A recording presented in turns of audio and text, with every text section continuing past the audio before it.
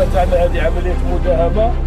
في النقطة هذه لازم تكون فعلية وفعالة، يعني تكون مصحوبة بنتائج إيجابية. في إطار الاستراتيجية المنتهجة من طرف المديرية العامة للأمن الوطني في محاربة مختلف أشكال الجريمة، لا سيما عصابات الأحياء والشبكات الإجرامية التي تهدد سلامة المواطنين وممتلكاتهم، نظمت شرطة سيدي بلعباس عملية مشتركة رفقة مصالح الدرك الوطني واسعة النطاق عبر إقليم بلدية تلموني، حيث سخر لإنجاحها تعداد أمني هام وإمكانيات مادية معتبرة لبلوغ الهدف المسطر، وهو تأمين المواطنين في أرواحهم وممتلكاتهم في الليل كما في النهار. هذه المداهمات تهدف إلى منع المجرمين والمعتدين عن ارتكاب مخططاتهم الإجرامية.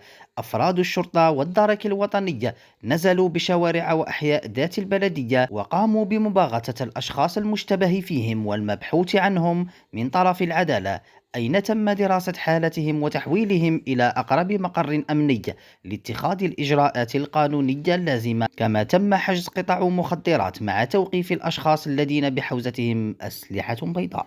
العملية لقيت ارتياحا كبيرا من طرف مواطني البلدية، في حين دعت شرطة سيدي بلعباس المواطنين إلى المزيد من التواصل والتبليغ عن أي فعل إجرامي عبر الأرقام الخضراء، بالإضافة إلى مختلف الدعائم الاتصالية الأخرى قصد تلقي بلاغاتهم والإجابة على مختلف استفساراتهم.